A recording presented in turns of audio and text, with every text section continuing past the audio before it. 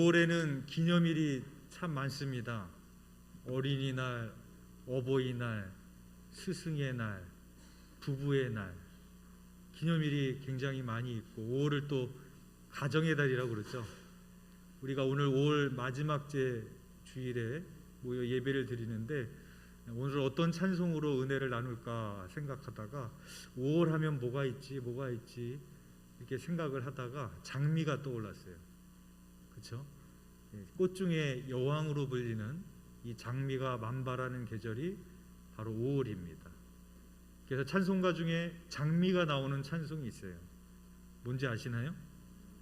예, 눈치가 있으신 분은 오늘 주보를 보면 다 아시겠죠? 저 장미꽃 위에 있으리라는 찬송을 우리가 함께 살펴보며 은혜를 나누고자 합니다. 이 찬송의 작사자는 찰스 오스턴 마일즈입니다. 이분은 미국의 필라델피아 대학에서 약학을 전공하셨고 또 펜실베니아 대학에서 약학에 대해서도 공부를 하셨는데 1892년에 돌연 약사의 길을 포기합니다. 그리고 찬송가 가사를 쓰는 작가의 길을 걷기 시작했습니다. 그래서 홀맥 출판사에 입사해서 37년 동안 일을 하면서 들으라 예수의 소리라는 복음 찬송가를 출간하기도 했습니다. 그분은 이런 고백을 했습니다. 나는 내가 복음 찬송가 작가로 알려지는 게 정말 자랑스럽다.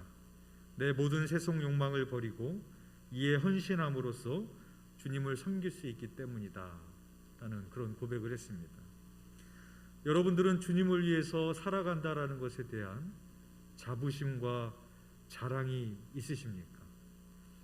이분은 약사의 길을 걸어가시다가 내가 주님을 위해서 사는 것이 너무나도 나는 자랑스럽다 그렇게 생각하셨기 때문에 약사의 길을 포기하고 찬송시를 쓰는 일을 하며 살게 됐습니다. 그렇다고 약사의 일을 하는 것이 전혀 주님과 영광과 상관없다라는 그런 말은 아닙니다.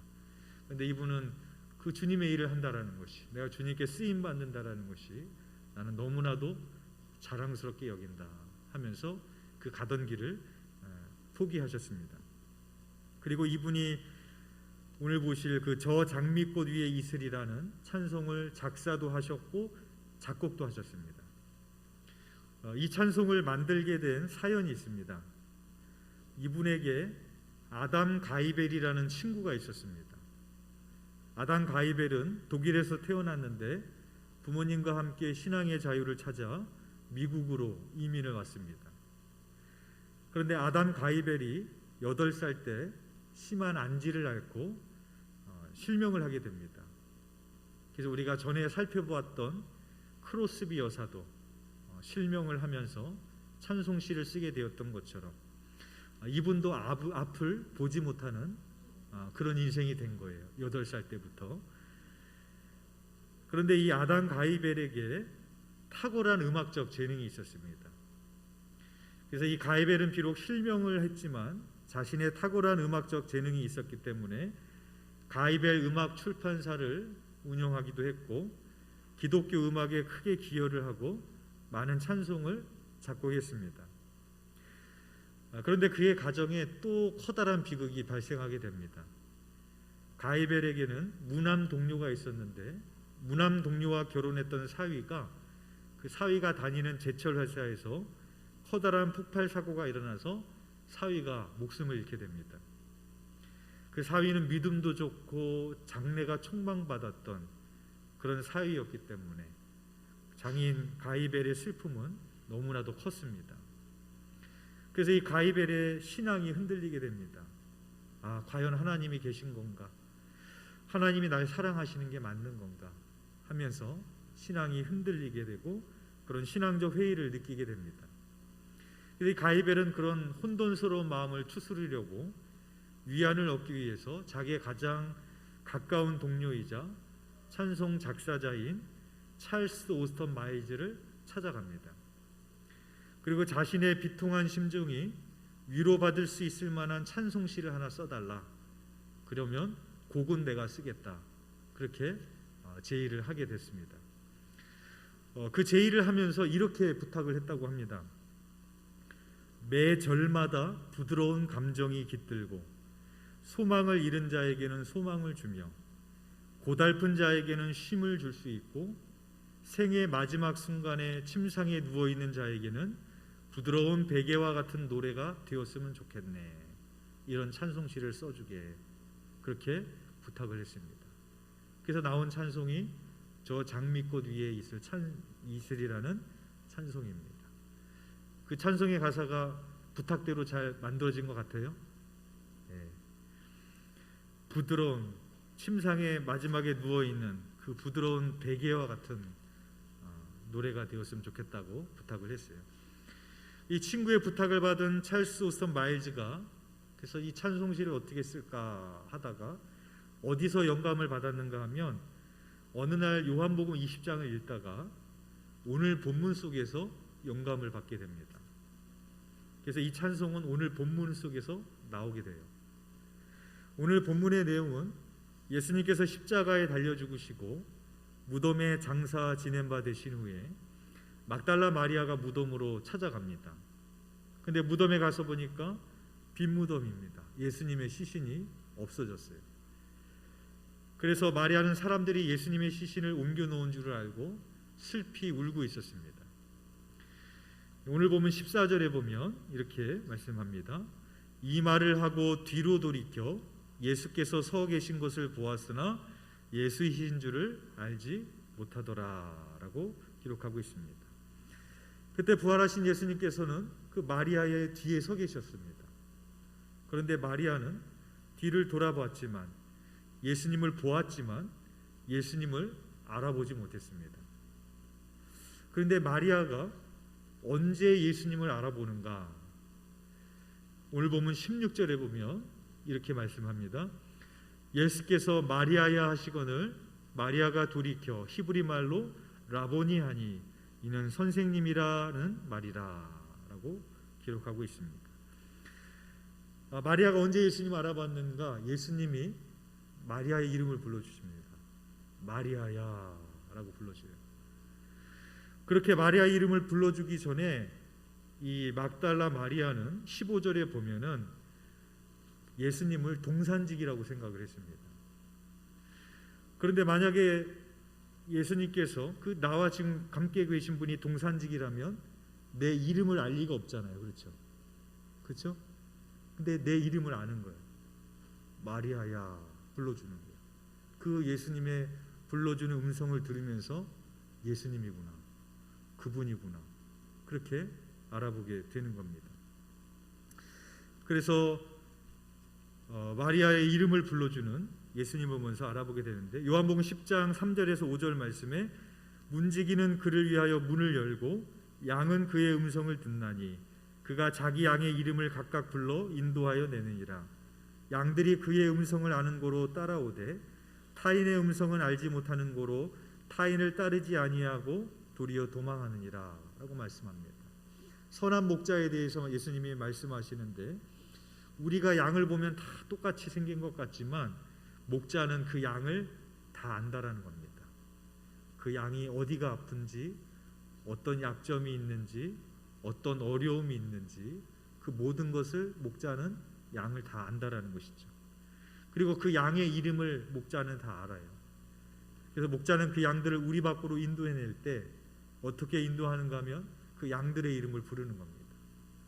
그러면 양들은 타인의 음성은 알지 못하지만 목자의 음성은 아는 거로, 목자의 음성은 아는 거예요. 그래서 목자의 음성을 듣고 자기의 이름을 불러주는 목자를 따라갑니다. 요한복음 10장 14절 말씀에 나는 선한 목자라, 나는 내 양을 알고 양도 나를 아는 것 같이 라고 말씀하고 있습니다. 선한 목자 되신 주님께서 우리를 다 아신다라는 것이죠. 이 양이 어디가 아픈지, 이 양 성격이 어떤지, 지금 이 양이 어떤 문제를 갖고 있는지 그를 다 아신다라는 거예요. 또한 양은 목자의 음성을 알고 그 이름을 불러주는 목자를 따라갑니다. 그래서 마리아는 자기의 이름을 불러주시는 것을 보면서 예수님이신 줄 알았어요. 또 한 가지는 자기의 이름을 불러주시는 그 온유한 주님의 음성을 들으면서 예수님이구나 라는 것을 그때 알았다라는 겁니다. 그때 마리아가 예수님을 알아보고 히브리 말로 라보니, 선생님이라고 부릅니다. 그래서 15절에 보면 동산직이라고 생각했을 때는 예수님께서 마리아를 처음 불렀을 때 마리아가 주여라고 그럽니다. 근데 16절에서 예수님께서 온유한 음성으로 마리아의 이름을 불러주셨을 때 마리아는 그때 라보니, 선생님이라고 부릅니다. 왜 그런가 하면은 평소에 마리아는 예수님을 선생님으로 그렇게 불렀다라는 것이죠. 그러니까 예수님을 알아보니까 친근한 늘 불러왔던 그런 호칭으로 마리아도 라보니, 선생님, 당신이시군요, 그렇게 말하고 있는 것입니다. 그래서 이 부분에서 마일즈는 찬송의 영감을 얻게 됩니다. 슬픔에 잠겨있던 마리아가 부활하신 예수님이 자기 옆에 계셔도 알아보지 못했지만 자신의 이름을 불러주셨을 때, 그 온유한 음성이 들었을 때 예수님이 나와 함께하고 계셨다는 것을 알았던 것처럼 지금 슬픔에 잠겨있는 자기 친구 가이벨도 부활하신 주님이 여전히 친구와 함께하고 계시지만 함께하고 계시짐을 알아보지 못하고 있는 슬픔에 잠겨있지만 그 주님의 온유한 음성을 친구가 듣기를 원하는 마음으로 영감을 얻어서 이 찬송을 쓰게 되어집니다. 그래서 나온 찬송가가 저 장미꽃 위에 이슬이라는 찬송입니다. 저 장미꽃 위에 이슬 아직 맺혀 있는 그때에 귀에 으는 이 소리 들리니 주 음성 분명하다, 그렇게 나오게 됩니다. 마리아야, 그 온유한 음성을 들었을 때 주 음성 분명하다, 주님이 분명하다, 그 말씀에서 영감을 얻어서 그렇게 찬송시를 쓰게 됐습니다. 근데 마일즈가 그날의 일을 이렇게 회상을 합니다. 1912년 3월 어느 날이었습니다. 나는 사진기와 현상기구 그리고 오르간이 있던 암실에 앉아서 내가 참으로 좋아하는 요한복음 20장을 펼쳐들고 읽었다. 예수님이 막달라 마리아를 만나시는 광경은 나를 매혹시키는 힘을 지니고 있었다. 나는 그 말씀을 읽을 때 나도 그 장면에 끼어 있는 것과 같은 생각이었고 마리아가 주님 앞에 무릎을 꿇고 라보니요라고 부르던 극적인 순간에 대한 증인이 되었다. 이 환상에서 받은 영감으로 오늘날 우리에게 전해진 바로 그대로의 찬송시를 형성한 말들을 재빠르게 써내려갔다. 그날 저녁 나는 작곡도 마쳤던 것이다 라고 그날의 일을 회상을 합니다. 그래서 원래는 마일즈가 친구가 부탁을 해서 작사만 하기로 했는데 이 찬송시를 쓴 그날 계속해서 입에서 선율이 나오는 거예요. 그래서 작곡까지 하게 되었습니다. 이 원래의 제목은 나 홀로 동산에 왔다입니다. 원래의 가사는 이렇습니다. 1절은 나는 정원에 홀로 나왔습니다. 장미꽃에 아침 이슬이 아직 맺혀 있을 때에 내 귀에 소리가 들려왔습니다. 주님께서 나타나셨습니다. 후렴입니다. 주님은 나와 함께 걸으셨습니다. 주님께서 나에게 말씀하셨습니다. 주님께서 내가 주님의 것이라고 말씀하셨습니다. 정원에서 주님과 함께 나눈 기쁨은 아무도 모릅니다. 2절은 주님께서 주님의 소리를 들려주셨습니다. 주님의 소리는 달콤합니다. 그래서 새들도 노래합니다. 주님께서 나에게 들려주신 멜로디는 내 마음속에 울리고 있습니다 라는 그런 가사입니다. 언제 마리아가 예수님을 만나게 되는가? 부활하신 예수님이 내 옆에 뒤에 계셨지만 마리아는 부활하신 예수님을 만날 수가 없었어요. 그런데 마리아가 언제 예수님을 만나는가? 예수님이 자신의 이름을 온유한 음성으로 불러주셨을 때 마리아는 예수님을 만나게 됩니다. 우리의 영적인 사건도 마찬가지입니다. 우리가 육신의 눈으로 주님을 보는 게 아니에요. 그렇죠? 우리에게도 그러한 거룩한 체험이 어떻게 일어나게 되는가 하면 나를 아시는 주님의 온유한 음성을 들을 때, 그분이 내 이름을 불러주실 때, 그 사건을 우리가 경험하게 될 때 우리가 궁극적으로 하나님을 만나게 되는 동일한 거룩한 경험을 하게 되는 것입니다. 그래서 모세가 광야에서 장인의 양을 치다가 떨기나무 가운데 불이 임하는 것을 보죠. 지나가다 보면서 참 이상하다는 생각을 합니다. 불이 떨기나무에 붙었는데 떨기나무가 사라지지 않은 것을 보면서 이상하게 생각합니다. 그때 하나님의 음성이 들려옵니다. 모세야, 모세야. 그때 모세가 내가 여기 있나이다 라고 대답을 합니다.